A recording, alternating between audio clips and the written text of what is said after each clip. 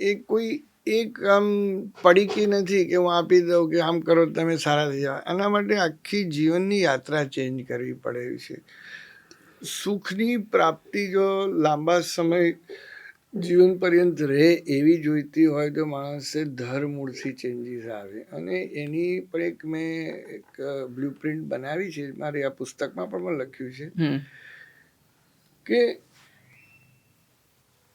પહેલામાં પહેલું તો માણસે શારીરિક રીતે સ્વસ્થ થવું પડે. શારીરિક અસ્વસ્થતા હોય ને તો માણસના મન ઉપર અસર કરે. કોઈ પણ માણસને ગમે એટલું મળે પણ જો શરીર એનું કામ ના કરે તો એને કશામાં મજા આવશે નહીં. બહુ સાચી વાત. એટલે શરીર સ્વસ્થ રાખવા માટે જે યોગ, પ્રાણાયામ, કસરત, ખોરાકની અંદરના ફેરફાર વગેરે જે બધું કરવું પડે એને કરવું જ પડે. અને એની આપણે બહુ ચર્ચા નથી કરતા કારણ કે એનું એટલું બધું નોલેજ વોટ્સએપ યુનિવર્સિટીએ લોકોને આપ્યું છે.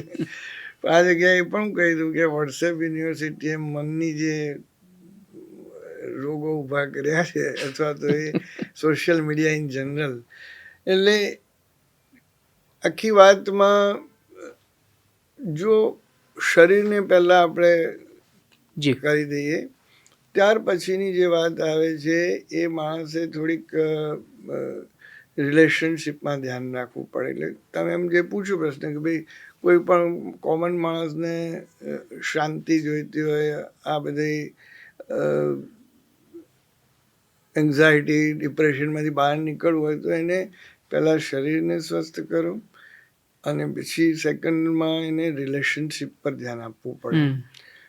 તો રિલેશનશિપમાં 5 વસ્તુ છે, એમાં દરેકમાં 5 વાતો જ આવશે. 5 પ્રકારના રિલેશન સાચવવા પડે. એક તો હસબન્ડ વાઈફના, એક બાળકો અને પિતા વચ્ચેના અથવા બાળકો અને માતા વચ્ચેના, ત્રીજું એ ફાધર ઇનલોઝ વગેરેના એટલે પેરેન્ટ્સ એન્ડ ઇનલોઝના, ચોથું મિત્રો સાથેના અને પાંચમું વર્ક પ્લેસ ઉપરના.